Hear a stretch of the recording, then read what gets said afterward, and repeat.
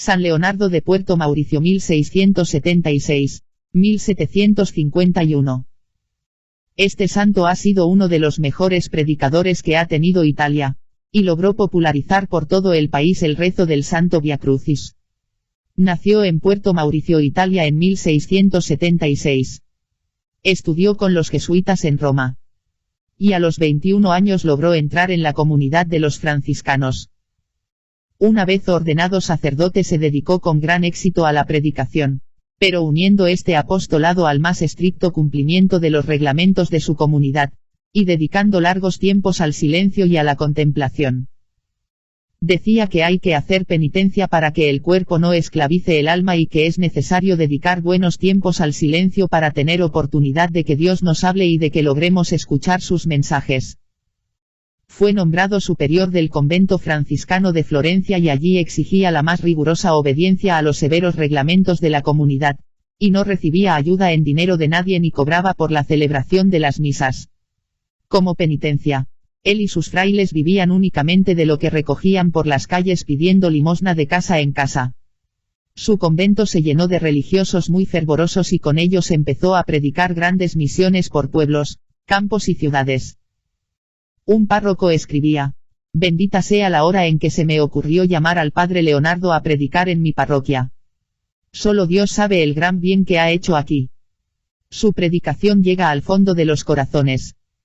Desde que él está predicando no dan abasto todos los confesores de la región para confesar los pecadores arrepentidos. Las gentes acudían en tal cantidad a escuchar sus sermones, que con frecuencia tenía que predicar en las plazas porque los oyentes no cabían en los templos. Las conversiones eran numerosas y admirables.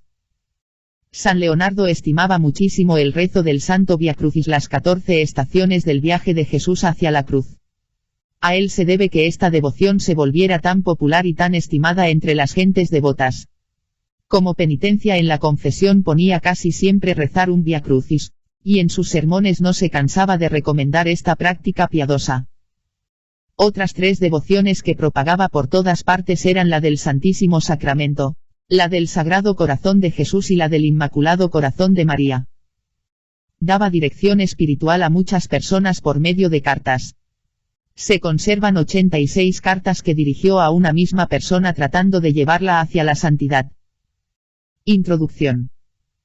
Gracias a Dios, el número de los discípulos del Redentor no es tan pequeño como para que la maldad de los escribas y fariseos sea capaz de triunfar sobre ellos. Aunque se esforzaron por calumniar su inocencia y engañar a la gente con sus sofismas traicioneros a fin de desacreditar la doctrina y el carácter de nuestro Señor, buscando puntos, incluso en el sol, muchos todavía lo reconocieron como el verdadero Mesías y, sin miedo a castigos o amenazas, abiertamente se unieron a su causa. ¿Todos los que siguieron a Cristo, lo siguieron incluso hasta la gloria? Aquí es donde yo venero el misterio profundo y adoro en silencio los abismos de los decretos divinos, en lugar de decidir precipitadamente sobre este punto tan grande. El tema que estaré tratando hoy es uno muy grave, ha causado que incluso los pilares de la Iglesia tiemblen, ha llenado a los más grandes santos de terror y ha poblado los desiertos de anacoretas. El objetivo de esta instrucción es decidir acerca de si el número de cristianos que se salvan es mayor o menor al número de cristianos que son condenados. Esto, espero, produzca en ustedes un temor saludable acerca de los juicios de Dios. Hermanos, por el amor que tengo por ustedes, desearía ser capaz de asegurar con la perspectiva de la felicidad eterna a cada uno de ustedes diciéndoles: es seguro que irás al paraíso, el mayor número de los cristianos se salva, por lo que también tú te salvarás. Pero ¿cómo puedo darles esta dulce garantía si se rebelan contra los decretos de Dios como si fueran sus propios peores enemigos? Veo en Dios un deseo sincero de salvarlos, pero encuentro en ustedes una inclinación decidida a ser condenados. Entonces, ¿qué voy a hacer hoy si hablo con claridad? Seré desagradable para ustedes. Pero si no hablo, seré desagradable para Dios. Por lo tanto, voy a dividir este tema en 2 puntos. En el primero, para llenarlos de terror, voy a dejar que los teólogos y los padres de la Iglesia decidan sobre el tema y declaren que el mayor número de los cristianos adultos son condenados, y, en adoración silenciosa de ese terrible misterio, Mantendré mis sentimientos para mí mismo. En el segundo punto trataré de defender la bondad de Dios de los impíos, al demostrarles que los que son condenados por su propia malicia, porque querían ser condenados. De este modo, tenemos dos verdades muy importantes. Si la primera verdad les asusta, no me guarden rencor, como si yo quisiera hacer el camino hacia el cielo más estrecho para ustedes, porque quiero ser neutral en este asunto, sino más bien guárdenle rencor a los teólogos y a los padres de la Iglesia, quienes grabarán esta verdad en sus corazones con la fuerza de la razón. Si ustedes son desilusionados por la segunda verdad, den gracias a Dios por esta, pues Él solo quiere una cosa, que le den sus corazones totalmente. Por último, si me obligan a decir claramente lo que pienso, lo haré para su consuelo. La enseñanza de los padres de la Iglesia no es vana curiosidad, sino más bien una precaución saludable proclamar desde lo alto del púlpito ciertas verdades que sirven maravillosamente para contener la indolencia de los libertinos, que siempre están hablando de la misericordia de Dios y de lo fácil que es convertir, que viven sumidos en toda clase de pecados y se quedan profundamente dormidos en el camino al infierno. Para desilusionarlos y para despertarlos de su letargo, hoy vamos a examinar esta gran pregunta: ¿es el número de cristianos que se salva mayor que el número de cristianos que se condena? Almas piadosas, pueden irse, este sermón no es para ustedes. Su único propósito es contener el orgullo de los libertinos que echan el santo temor de Dios fuera de su corazón y unen sus fuerzas con las del diablo que, según el sentimiento de Eusebio, condenan a las almas, al asegurarlas.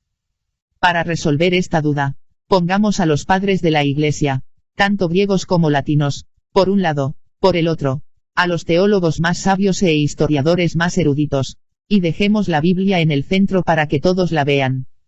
Ahora, no escuchen lo que yo voy a decir, pues ya he dicho que no quiero hablar por mí mismo o decidir sobre la materia, sino más bien escuchen lo que estas grandes mentes tienen que decirles, ellos, que son faros en la Iglesia de Dios para dar luz a los demás para que no pierdan el camino al cielo. De esta manera, guiados por la triple luz de la fe, la autoridad y la razón, vamos a ser capaces de resolver este grave asunto con certeza. Noten bien que no se trata aquí de la raza humana en su conjunto, ni de todos los católicos sin distinción, sino solo de los católicos adultos, que tienen libertad de elección y por tanto son capaces de cooperar en el gran asunto de su salvación. Primero consultemos a los teólogos reconocidos por examinar las cosas con más cuidado y no exagerar en su enseñanza. Escuchemos a dos sabios cardenales, Cayetano y Belarmino. Ellos enseñan que el mayor número de los cristianos adultos son condenados, y si yo tuviera el tiempo para señalar las razones en las que se basan, estarían convencidos de esto ustedes mismos. Pero me limitaré aquí a citar a Suárez. Después de consultar a todos los teólogos y de hacer un estudio diligente del asunto, escribió: el sentimiento más común que se tiene es que, entre los cristianos, hay más almas condenadas que almas predestinadas. Añadan la autoridad de los padres griegos y latinos a la de los teólogos, y ustedes encontrarán que casi todos dicen lo mismo. Este es el sentimiento de San Teodoro, San Basilio, San Efrén y San Juan Crisóstomo. Es más, según Baronio era una opinión común entre los padres griegos que esta verdad fue expresamente revelada a San Simeón Estilita y que después de esta revelación, fue para asegurar su salvación que él decidió vivir en lo alto de un pilar durante 40 años, expuesto a la intemperie, un modelo de penitencia y de santidad para todos. Ahora consultemos a los padres latinos. Ustedes escucharán a San Gregorio diciendo claramente: muchos alcanzan la fe, pero pocos hasta el reino celestial. San Anselmo declara: hay pocos que se salvan. San Agustín afirma aún más claramente: por lo tanto, pocos se salvan en comparación de aquellos que son condenados. El más terrible, sin embargo, es San Jerónimo. Al final de su vida, en presencia de sus discípulos, él dijo estas terribles palabras: fuera de 100.000 personas cuyas vidas han sido siempre malas, encontrarán apenas una que es digna de indulgencia. Las palabras de la Sagrada Escritura. Pero ¿por qué buscar las opiniones de los padres y teólogos, cuando la Sagrada Escritura resuelve la pregunta con tanta claridad? Busquen en el Antiguo y Nuevo Testamento, y ustedes encontrarán una multitud de figuras, símbolos y palabras que señalan claramente esta verdad. Muy pocos se salvan. En el tiempo de Noé, la raza humana entera quedó sumergida por el diluvio, y solo 8 personas fueron salvadas en el arca. San Pedro dice, esta arca es la figura de la Iglesia, mientras que San Agustín añade, y estas 8 personas que se salvaron significa que muy pocos cristianos se salvan, porque son muy pocos los que sinceramente renuncian al mundo, y aquellos que renuncian al mundo solo con palabras no pertenecen al misterio que representa esta arca. La Biblia también nos dice que solo 2 hebreos de cada 2 millones entraron en la tierra prometida después de salir de Egipto, y que solo 4 escaparon del fuego de Sodoma y de las otras ciudades que se incendiaron y perecieron con esta. Todo esto significa que el número de los condenados que será arrojado al fuego como paja es mucho mayor que la de los salvados, que el Padre Celestial un día reunirá en sus graneros, como trigo precioso. No acabaría si tuviera que señalar todas las figuras por las que la Sagrada Escritura confirma esta verdad. Contentémonos con escuchar al oráculo viviente de la sabiduría encarnada. ¿Qué le respondió nuestro Señor a aquel hombre curioso en el Evangelio que le preguntó, Señor, ¿son pocos los que se salvan? ¿Guardó silencio? ¿Respondió con dificultad? ¿Ocultó su pensamiento por temor a asustar a la gente? No. Interrogado por uno solo, se dirigió a todos los presentes. Les dice, ¿ustedes me preguntan si solo unos pocos se salvan? He aquí mi respuesta. Esforzaos por entrar por la puerta angosta, porque muchos, os digo, tratarán de entrar y no podrán. ¿Quién habla aquí?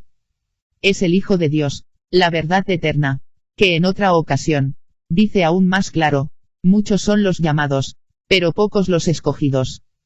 Él no dice que todos son llamados y que, de todos los hombres, pocos son los elegidos, sino que muchos son los llamados, lo que significa, como San Gregorio explica, que de todos los hombres, muchos son los llamados a la verdadera religión, pero de ellos pocos se salvan.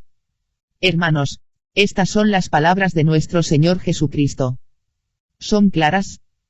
¿Son verdaderas? Díganme ahora si es posible que ustedes tengan fe en sus corazones y no tiemblen. La salvación en los diferentes estados de vida. Pero, veo que al hablar de esta manera a todos en general, me salgo de mi punto. Así que vamos a aplicar esta verdad a varios estados, y ustedes comprenderán que deben echar la razón, la experiencia y el sentido común de los fieles, o confesar que el mayor número de los católicos es condenado. ¿Hay algún estado en el mundo más favorable a la inocencia en la que la salvación parece más fácil y del cual la gente tiene una idea más elevada que la de los sacerdotes, los lugartenientes de Dios? A primera vista, ¿quién no creería que la mayoría de ellos no solo son buenos sino incluso perfectos? Sin embargo, estoy horrorizado cuando escucho a San Jerónimo declarar que aunque el mundo está lleno de sacerdotes, apenas 1 de cada 100 está viviendo en una manera conforme con su estado. Cuando oigo a un siervo de Dios diciendo que ha aprendido por revelación que el número de sacerdotes que caen en el infierno cada día es tan grande que le parece imposible que quede alguno en la tierra. Cuando oigo a San Juan Crisóstomo exclamando con lágrimas en sus ojos, no creo que muchos sacerdotes se salven. Yo creo lo contrario, que el número de los que son condenados es mayor. Mira aún más alto, y mira a los prelados de la Santa Iglesia, pastores que tienen a cargo las almas. ¿Es el número de los que se salvan entre ellos mayor al número de los que son condenados? Escuchen a Cantimpré, él les dirá un evento a ustedes, y ustedes podrán sacar las conclusiones. Hubo un sínodo que se celebró en París, y un gran número de obispos y pastores que tenían a cargo las almas estuvieron presentes. El rey y los príncipes también fueron a añadir lustre a esa asamblea con su presencia. Un famoso predicador fue invitado a predicar. Mientras estaba preparando su sermón, un horrible demonio se le apareció y le dijo, pon tus libros a un lado. Si quieres dar un sermón que será útil para los príncipes y prelados, alégrate con decirles esto de nuestra parte. Nosotros los príncipes de las tinieblas les agradecemos, príncipes, prelados y pastores de almas, que debido a su negligencia, la mayor parte de los fieles son condenados. Además, estamos guardando una recompensa para ustedes por este favor. cuando ustedes estén con nosotros en el infierno. Ay de vosotros que mandan a otros. Si tantos son condenados por vuestra culpa, ¿qué va a pasar con ustedes? Si pocos de los que son primeros en la iglesia de Dios se salvan, ¿qué va a pasar con ustedes? Tomemos todos los estados, ambos sexos, todas las condiciones, esposos, esposas, viudas, mujeres jóvenes, hombres jóvenes, soldados, comerciantes, artesanos, pobres y ricos, nobles y plebeyos. ¿Qué podemos decir acerca de todas estas personas que están viviendo tan mal? El siguiente relato de San Vicente Ferrer les mostrará lo que ustedes puede que piensen de esto. Relata que un archidiácono en Lyon renunció a su cargo y se retiró a un lugar desierto para hacer penitencia, y que murió al mismo día y hora que San Bernardo. Después de su muerte, se le apareció a su obispo y le dijo: «Sepa, monseñor, que en el mismo momento que morí, 33.000 personas también murieron. De esta cifra, Bernardo y yo fuimos al cielo sin demora, 3 se fueron al purgatorio, y todos los demás cayeron en el infierno». Nuestras crónicas relatan un suceso aún más terrible. Uno de nuestros hermanos, bien conocido por su doctrina y santidad, estaba predicando en Alemania. Representó a la fealdad del pecado de impureza tan fuertemente que una mujer cayó muerta de tristeza enfrente de todos. Luego, volviendo a la vida, dijo: «Cuando fui presentada ante el tribunal de Dios, 60.000 personas llegaron al mismo tiempo de todas partes del mundo. De ese número, 3 fueron salvadas al ir al purgatorio, y todo el resto fueron condenadas. Oh abismo de los juicios de Dios. Fuera de 30.000, solo 5 se salvaron. Y fuera de 60.000, solo 3 se fueron al cielo. Ustedes pecadores que me están escuchando, ¿en qué categoría van a ser numerados? ¿Qué dicen? ¿Qué piensan? Veo a casi todos ustedes bajar la cabeza, llenos de asombro y horror. Pero vamos a poner nuestro estupor a un lado, y en lugar de halagarnos a nosotros mismos, tratemos de sacar algún provecho de nuestro miedo. ¿No es cierto que hay 2 caminos que conducen al cielo, la inocencia y el arrepentimiento? Ahora, si les muestro que muy pocos toman uno de estos 2 caminos, como personas racionales llegarán a la conclusión de que muy pocos se salvan. Y para mencionar las pruebas, ¿en qué edad, empleo o condición encontrarán que el número de los malos no es 100 veces mayor al de los buenos? Y sobre el cual uno podría decir: los buenos son tan raros y los malvados son tan grandes en número. Podríamos decir de nuestro tiempo lo que Salviano dijo del suyo: es más fácil encontrar una innumerable multitud de pecadores, inmersos en toda clase de iniquidades, que a unos pocos hombres inocentes. ¿Cuántos servidores son totalmente honestos y fieles en sus funciones? ¿Cuántos comerciantes son justos y equitativos en su comercio? ¿Cuántos artesanos exactos y veraces? ¿Cuántos vendedores desinteresados y sinceros? ¿Cuántos hombres de la ley no abandonan la equidad? ¿Cuántos soldados no pisan al inocente? ¿Cuántos señores no retienen injustamente el salario de quienes les sirven, o no tratan de dominar a sus inferiores? En todas partes, los buenos son raros y los malvados en gran número. ¿Quién no sabe que hoy en día hay tanto libertinaje entre los hombres maduros, libertad entre las jóvenes, vanidad entre las mujeres, sensualidad en la nobleza, corrupción en la clase media, disolución en el pueblo, impudencia entre los pobres? Que uno podría decir lo que David dijo de su época: todos por igual se han ido por mal camino, no hay ni siquiera uno que haga el bien, ni siquiera uno. Vayan a la calle y la plaza, al palacio y la casa, a la ciudad y al campo, al tribunal y al tribunal de la ley, e incluso al templo de Dios. ¿Dónde se encuentra la virtud? ¡Ay!, grita Salviano, salvo por un número muy pequeño que huye del mal. ¿Qué es la asamblea de los cristianos sino un sumidero de vicio?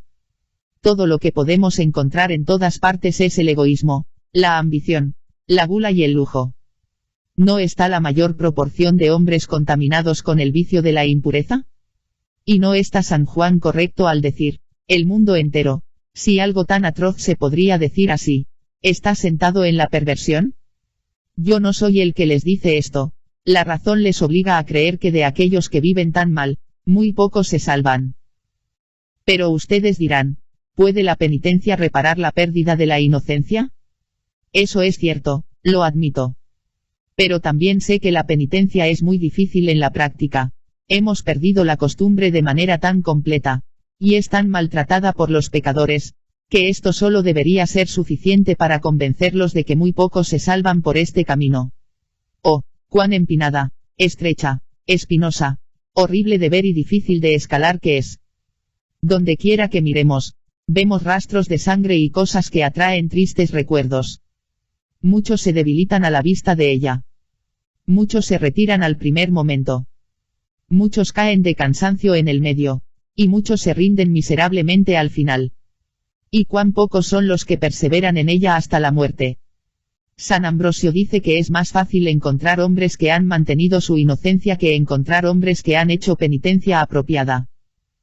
Si se considera el sacramento de la penitencia, hay tantas confesiones distorsionadas, tantas excusas estudiadas, tantos arrepentimientos engañosos, tantas falsas promesas, tantas resoluciones inútiles, tantas absoluciones inválidas. ¿Se considera como válida la confesión de alguien que se acusa de pecados de impureza y todavía se aferra a la ocasión de ellos? ¿O de alguien que se acusa de injusticias evidentes, sin la intención de hacer reparación alguna por ellas? ¿O de alguien que cae de nuevo en las mismas iniquidades después de ir a la confesión? ¿O los horribles abusos de tan gran sacramento? Uno se confiesa para evitar la excomunión, otro para hacer una reputación como penitente. Uno se libera de sus pecados para calmar su remordimiento, otro los oculta por vergüenza. Uno los acusa imperfectamente por malicia, otro los dice por costumbre. Uno no tiene el verdadero fin del sacramento en la mente, a otro le falta la pena necesaria, y a otro el firme propósito.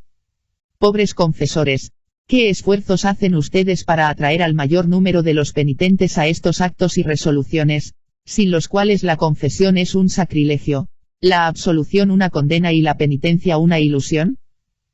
¿Dónde están ahora los que creen que el número de los que se salvan entre los cristianos es mayor que el de los condenados y quienes, para autorizar su opinión, razonan de esta manera? La mayor parte de los católicos adultos mueren en sus camas, armados con los sacramentos de la Iglesia, por lo tanto, la mayoría de los católicos adultos se salvan o. ¡Qué buen razonamiento! Ustedes deben decir exactamente lo contrario. La mayoría de los católicos adultos se confiesan mal en la muerte, por lo tanto la mayoría de ellos están condenados. Digo en todo es más seguro, porque, para una persona moribunda que no se ha confesado bien cuando se encontraba en buen estado de salud, será aún más difícil hacerlo cuando esté en cama con un corazón pesado, una cabeza inestable, una mente confusa, cuando se opone aún en muchos aspectos por objetos que aún viven, por ocasiones aún recientes, por hábitos adoptados, y llega. Sobre todo por los demonios que buscan todos los medios para echarlo al infierno.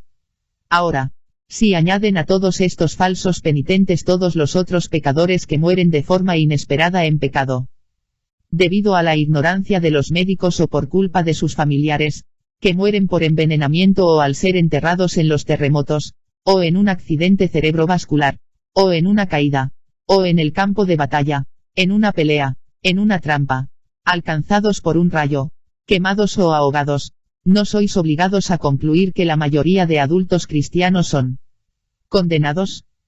Ese es el razonamiento de San Juan Crisóstomo.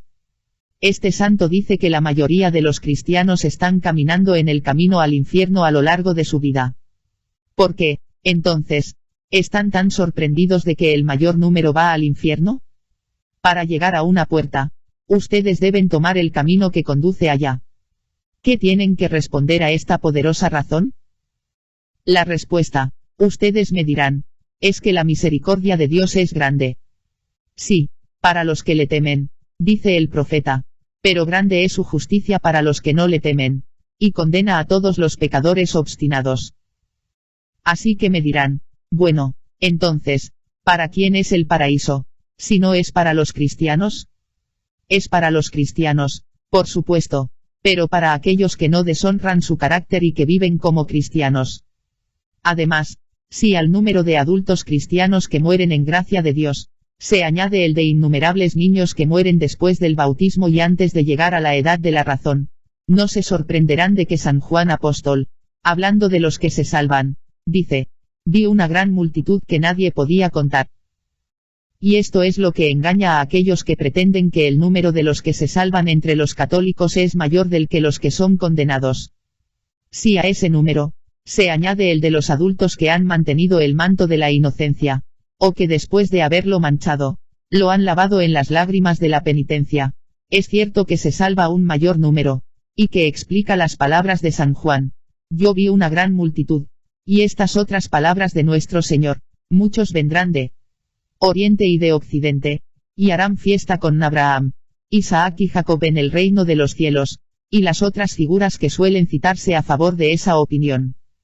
Pero si estamos hablando de los cristianos adultos, la experiencia, la razón, la autoridad, la propiedad y la escritura, todos están de acuerdo en aprobar que el mayor número es condenado. No creas que por esto, el paraíso está vacío, por el contrario, es un reino muy poblado. Y si los condenados son tan numerosos como la arena en el mar, los salvados son tan numerosos como las estrellas del cielo, es decir, tanto el uno como el otro son innumerables, aunque en proporciones muy diferentes.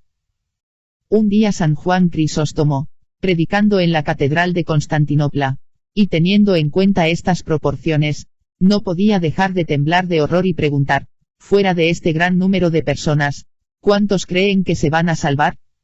Y sin esperar una respuesta, añadió, entre tantos miles de personas, no encontraríamos un centenar que se salvasen, e incluso dudo de los 100. ¡Qué cosa tan horrible! El gran santo cree que de tantas personas, apenas 100 se salvarían, y aún peor, no estaba seguro de esa cifra. ¿Qué les pasará a ustedes que me están escuchando? Dios mío, no puedo pensar en esto sin estremecerme. Hermanos, el problema de la salvación es una cosa muy difícil, pues de acuerdo a las máximas de los teólogos, cuando un fin exige grandes esfuerzos, solo unos pocos logran alcanzarlo. Por eso, Santo Tomás, el doctor angelical, después de pesar todas las razones a favor y en contra en su inmensa erudición, finalmente llegó a la conclusión de que el mayor número de católicos adultos son condenados. Él dice, debido a que la beatitud eterna sobrepasa al estado natural, sobre todo porque ha sido privado de la gracia original, es un pequeño número el que se salva. Entonces, quítense las vendas de los ojos que los ciega con el amor propio, que les impide creer una verdad tan obvia dándoles ideas muy falsas acerca de la justicia de Dios. Padre justo, el mundo no te ha conocido, dijo nuestro Señor Jesucristo. Él no dice Padre Todopoderoso, bondadoso y misericordioso. Dice Padre justo, por lo que podemos entender que, de todos los atributos de Dios, ninguno es más conocido que su justicia, porque los hombres se niegan a creer lo que tienen miedo a sufrir. Por lo tanto, quítense las vendas que cubren sus ojos y digan entre lágrimas, ¡ay! El mayor número de católicos, el mayor número de personas que viven aquí, incluso tal vez de los que están en esta asamblea, se condenará. ¿Qué tema podría ser más merecedor de sus lágrimas?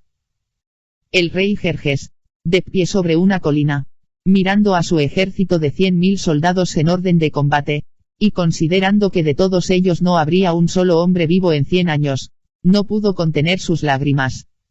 No tenemos más razón para llorar al pensar que de tantos católicos, ¿el mayor número será condenado? ¿Acaso este pensamiento no hará a nuestros ojos derramar ríos de lágrimas, o al menos producirá en nuestro corazón el sentimiento de compasión que sintió un hermano Agustino ben Marcelo de Santo Domingo? Un día, mientras estaba meditando sobre los sufrimientos eternos, el Señor le mostró cuántas almas se estaban yendo al infierno en ese momento y le hizo ver un camino muy amplio en el que 22.000 reprobados fueron corriendo hacia el abismo, chocándose entre sí. El siervo de Dios se quedó estupefacto ante la visión y exclamó, ¡oh, qué número! ¡Qué número! Y aún vienen más. ¡Oh Jesús! ¡Oh Jesús! ¡Qué locura! Déjenme repetir con Jeremías, ¿quién le dará agua a mi cabeza, y una fuente de lágrimas a mis ojos? Y lloraré día y noche por los muertos de la hija de mi pueblo. Pobres almas. ¿Cómo se puede correr tan deprisa hacia el infierno? Por amor a la piedad, deténganse y escúchenme un momento. ¿O entienden lo que significa ser salvados y ser condenados por toda la eternidad, o no?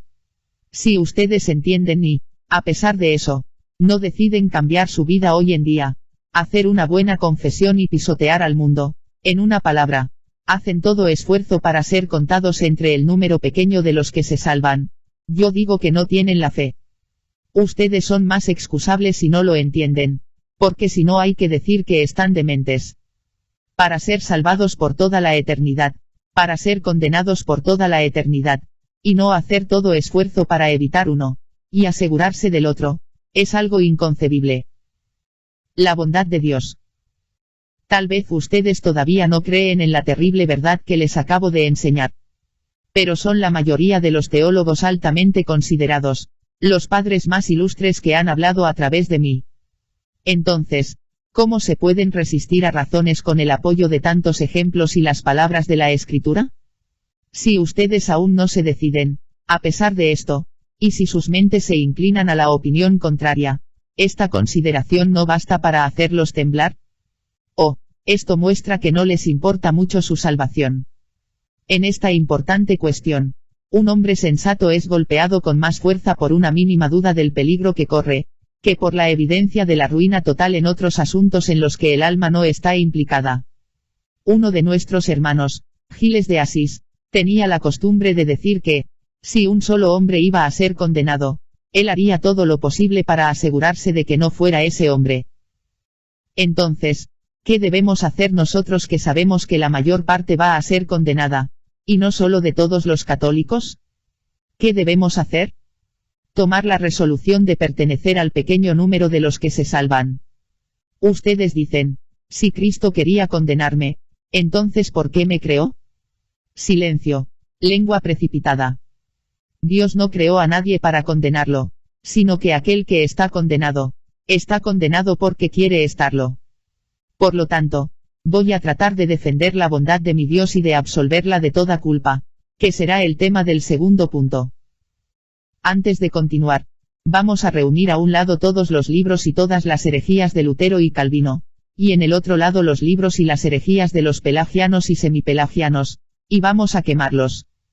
Algunos destruyen la gracia, otros la libertad, y todos están llenos de errores, así que los echamos en el fuego. Todos los condenados tienen enfrente suyo el oráculo del profeta Oseas, tu condena proviene de ti, de modo que puedan entender que todo el que está condenado por su propia malicia y porque quiere estar condenado. Primero vamos a tomar estas dos verdades innegables como base. Dios quiere que todos los hombres se salven, todos se encuentran en necesidad de la gracia de Dios. Ahora, si me muestran que Dios quiere salvar a todos los hombres, y que para ello le da a todos ellos su gracia y todos los demás medios necesarios para obtener este fin sublime, estarán obligados a aceptar que quien está condenado debe imputarlo a su propia malicia, y que si el mayor número de cristianos son condenados, es porque quiere serlo. Tu maldición proviene de ti, tu ayuda es solo en mí. Dios quiere que todos los hombres se salven. En un centenar de lugares en las Sagradas Escrituras, Dios nos dice que es realmente su deseo el de salvar a todos los hombres. ¿Es acaso mi voluntad que el pecador muera, y no que se convierta de sus caminos? Vivo yo, dice el Señor. Yo no deseo la muerte del pecador. Si se convierte vivirá. Cuando alguien quiere algo mucho, se dice se está muriendo del deseo, es una hipérbole. Pero Dios ha querido y aún quiere nuestra salvación, tanto, que murió de deseo, y sufrió la muerte para darnos vida. Esta voluntad de salvar a todos los hombres no es por lo tanto una voluntad superficial y aparente en Dios, es una voluntad real, efectiva, y beneficiosa, porque Él nos da todos los medios más adecuados para ser salvos. No nos los da a nosotros para que no la consigamos, nos los da con una voluntad sincera, con la intención de que podamos obtener su efecto. Y si no lo obtenemos, se muestra afligido y ofendido por ello. Manda aún a los condenados seguirla, a fin de ser salvados, les exhorta a esta, les obliga a esta, y si no la hacen, pecan. Y, por tanto, puedan hacerla y así ser salvados. Es más, Porque Dios ve que ni siquiera podemos hacer uso de su gracia sin su ayuda. Él nos da otras ayudas. Y si continúan ineficaces, es nuestra culpa. Porque con estas mismas ayudas, se puede abusar y ser condenados con ellas. Mas otro con ellas puede hacer el bien y ser salvo. Incluso podríamos salvarnos con las ayudas de menor potencia. Sí, puede suceder que abusen de una mayor gracia y sean condenados, mientras que otro coopera con una gracia menor y se salva. San Agustín exclama, sí, por tanto, alguien se aparta de la justicia.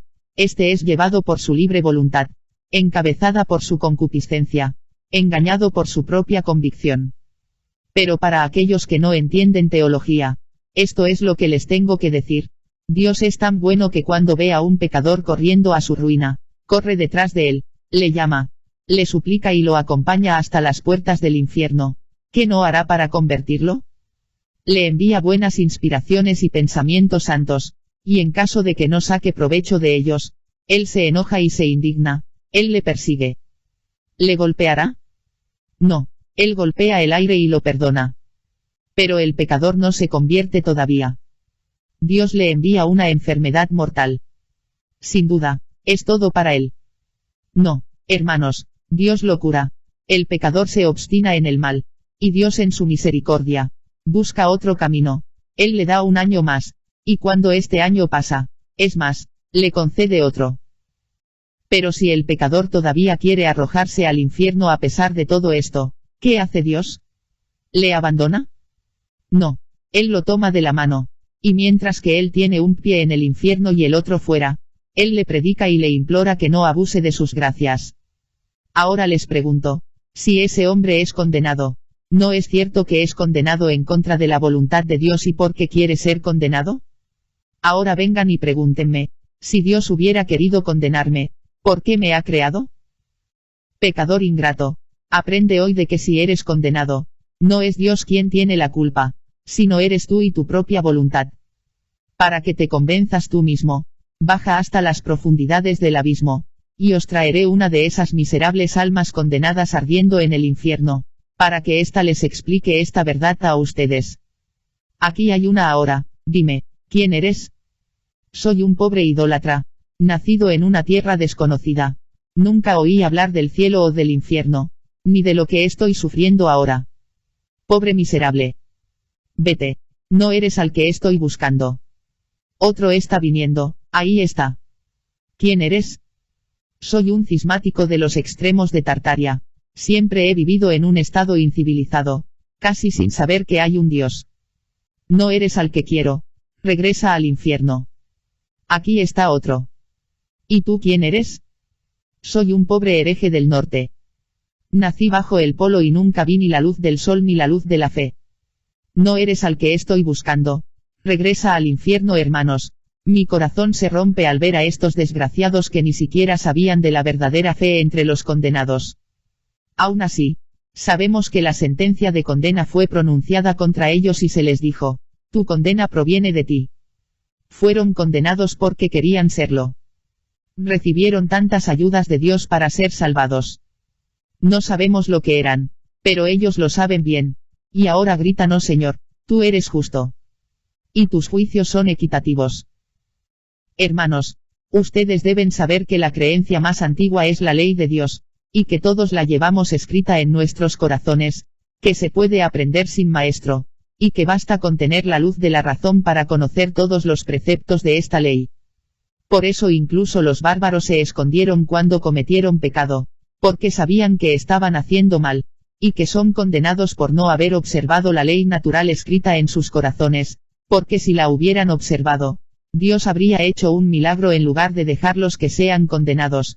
Él les hubiera enviado a alguien para que les enseñe y les hubiera dado otras ayudas, de las que se hicieron indignos por no vivir en conformidad con las inspiraciones de su propia conciencia, que nunca dejó de advertirles del bien que deberían hacer y el mal que deberían evitar. Así que es su conciencia la que los acusó en el tribunal de Dios, y les dice constantemente en el infierno, tu condena proviene de ti. Ellos no saben qué responder y se ven obligados a confesar que son merecedores de su suerte. Ahora bien, si estos infieles no tienen excusa, ¿Habrá alguna para un católico que tenía tantos sacramentos, tantos sermones, tantas ayudas a su disposición? ¿Cómo se atreve a decir, si Dios iba a condenarme, ¿por qué me ha creado? ¿Cómo se atrevería a hablar de esta manera, cuando Dios le da tantas ayudas para ser salvo? Así que terminemos frustrándole. Ustedes, que están sufriendo en el abismo, contéstenme. ¿Hay católicos entre ustedes? Por cierto que hay. ¿Cuántos? Que uno de ellos venga aquí. Eso es imposible. Están demasiado abajo.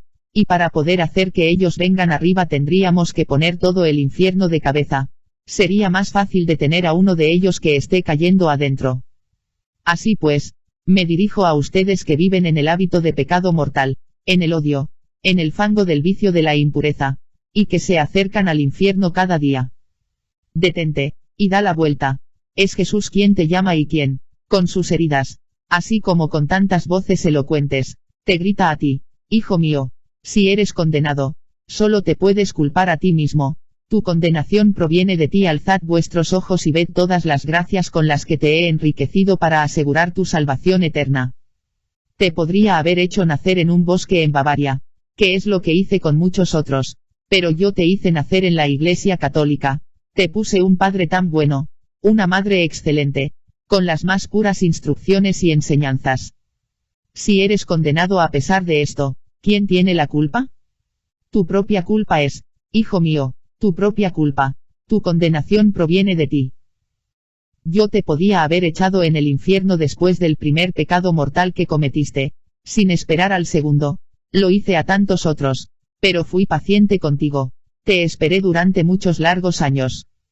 Todavía te estoy esperando hoy en la penitencia. Si eres condenado, a pesar de todo eso, ¿de quién es la culpa? Tu culpa es, hijo mío, tu propia culpa. Tu condena proviene de ti. Tú sabes cuántos han muerto ante tus propios ojos y fueron condenados.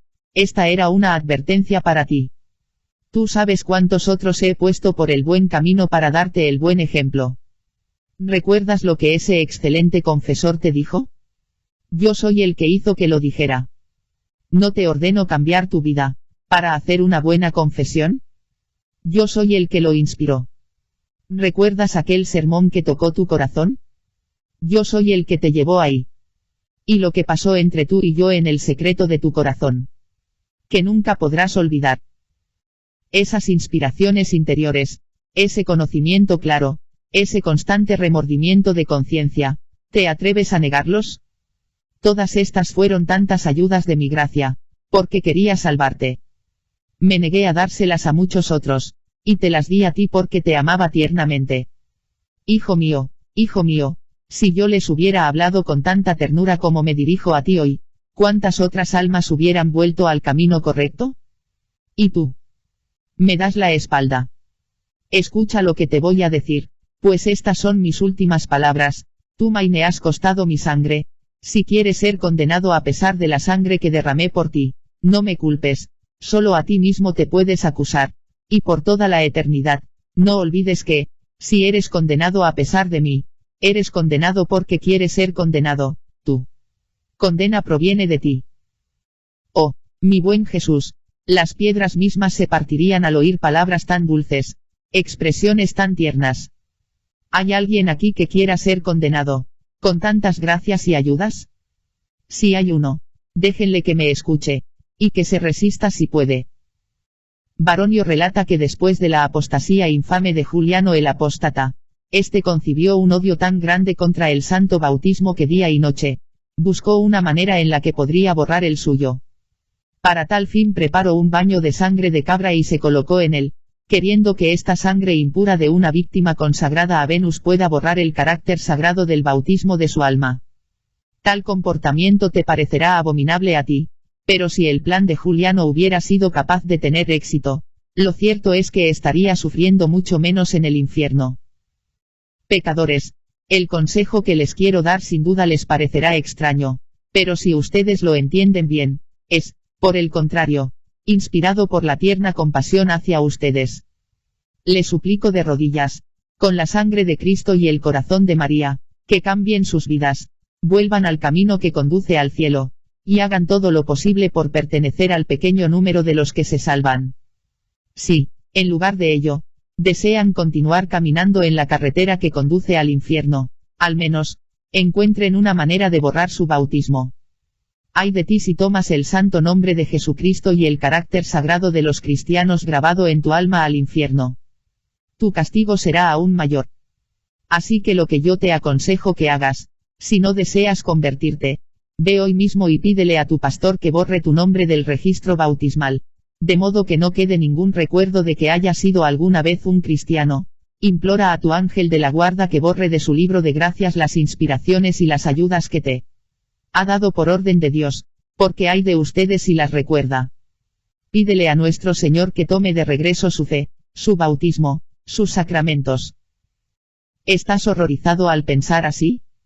Pues bien, échate a los pies de Jesucristo, y dile, con lágrimas en los ojos y el corazón contrito: Señor, confieso que hasta ahora no he vivido como cristiano. No soy digno de ser contado entre tus elegidos. Reconozco que merezco ser condenado, pero tu misericordia es grande y lleno de confianza en tu gracia.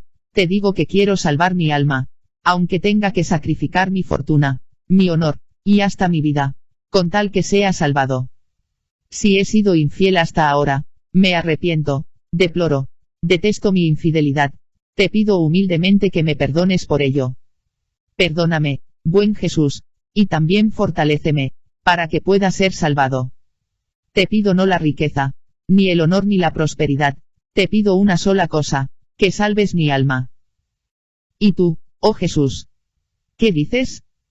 Oh buen pastor, mira a la oveja descarriada que vuelve a ti, abraza a este pecador arrepentido, bendice sus suspiros y lágrimas. O más bien bendice a estas personas que están tan dispuestas y que no quieren nada más que su salvación.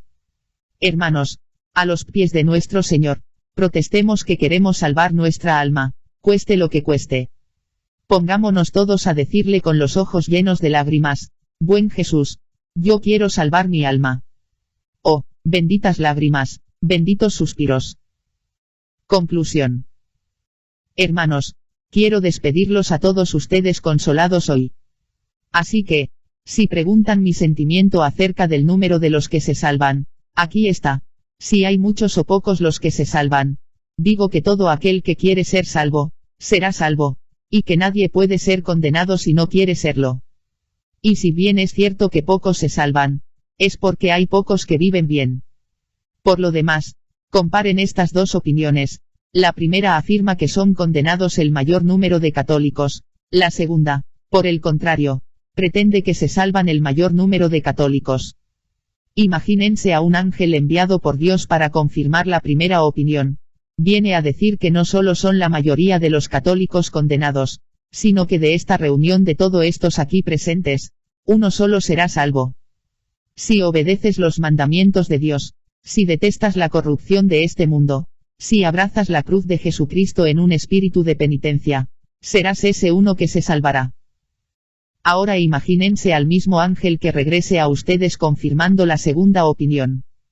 Él les dice que no solo son la mayor parte de los católicos salvados, sino que, de todos en esta reunión, uno solo va a ser condenado y todos los demás salvados. Si después de esto, continúas con tus usuras, tus venganzas, tus acciones criminales, tus impurezas, entonces serás ese uno que será condenado. ¿Cuál es el uso de saber si muchos o pocos se salvan? San Pedro nos dice: esfuérzate con las buenas obras para hacer tu elección segura. Cuando la hermana de Santo Tomás de Aquino le preguntó qué debía hacer para ir al cielo, éste dijo: serás salva si deseas serlo. Yo les digo lo mismo a ustedes, y aquí está la prueba de mi declaración. Nadie es condenado si no comete pecado mortal, eso es de la fe. Y nadie comete un pecado mortal, a menos que quiera, que es una proposición teológica innegable. Por lo tanto, nadie va al infierno a menos que quiera. La consecuencia es obvia. ¿Acaso eso no es suficiente para consolarlos a ustedes? Lloren por los pecados del pasado, hagan una buena confesión, no pequen más en el futuro, y todos serán salvos. ¿Por qué te atormentes así? Porque es cierto que hay que cometer pecado mortal para ir al infierno, y que para cometer pecado mortal debes de querer hacerlo, y como consecuencia, nadie va al infierno a menos que quiera. Esto no es solo una opinión, es una verdad innegable y muy reconfortante. Dios os haga entender, y que Él los bendiga. Amén. En las primeras normas sobre el discernimiento de espíritus, San Ignacio pone de manifiesto que es típico del espíritu del mal tranquilizar a los pecadores. Por lo tanto, debemos predicar constantemente y dar lugar a la confianza y a la esperanza en el perdón y la misericordia infinitas del Señor, para que la conversión sea fácil y su gracia, omnipotente. Pero también debemos recordar que Dios no puede ser burlado, y que alguien que vive habitualmente en el estado de pecado mortal está en el camino a la condenación eterna. Hay milagros de último minuto, pero a menos que sostengamos que los milagros son la generalidad de las cosas, estamos obligados a aceptar que para la mayoría de las personas que viven en el estado de pecado mortal, la condenación final es la posibilidad más probable.